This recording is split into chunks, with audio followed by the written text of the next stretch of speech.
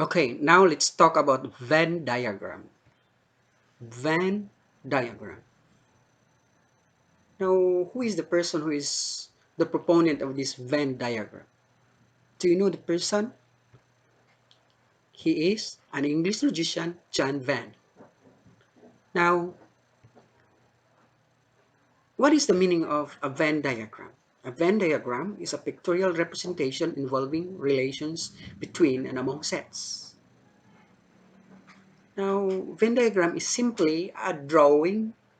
It's just a drawing. Like for example, okay. Now, when you'll be making a Venn diagram, it is a rectangle or a quadrilateral. Then there should be U. U represents the universal set. And another is the two sets or the sets circle. For example, there are two sets given, then you will draw two circles. That's an example of a Venn diagram. Now, again, U represents the universal set.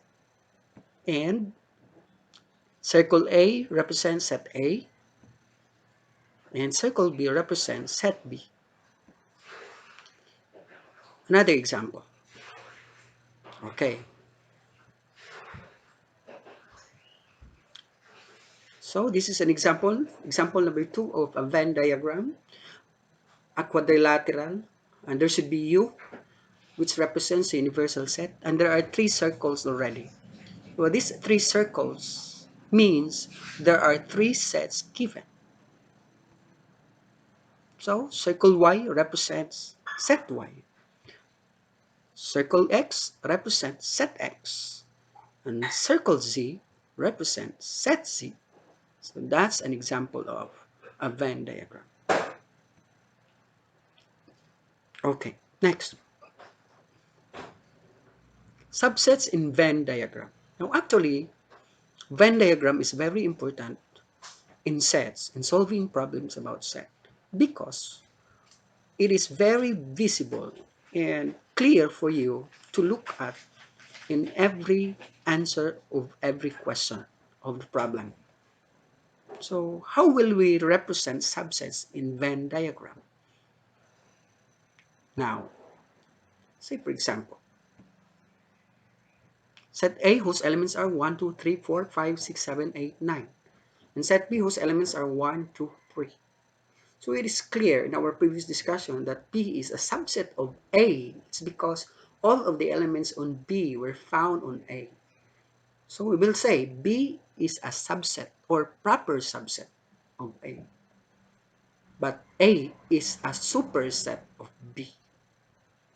Now, how will we represent these two sets in Venn diagram? Here it is. Okay. Now, B should be inside A. It's because all of the elements in B were found on A. Okay.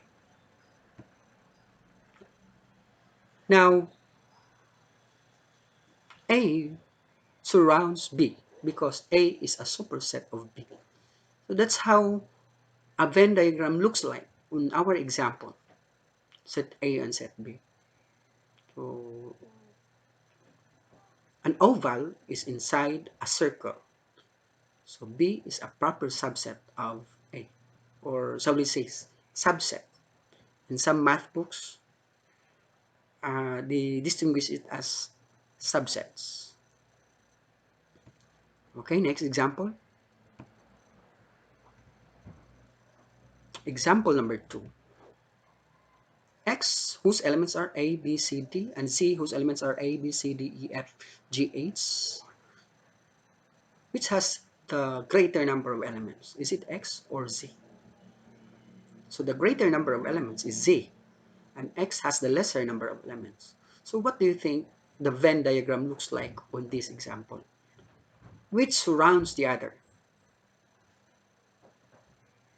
Which is inside and which is outside?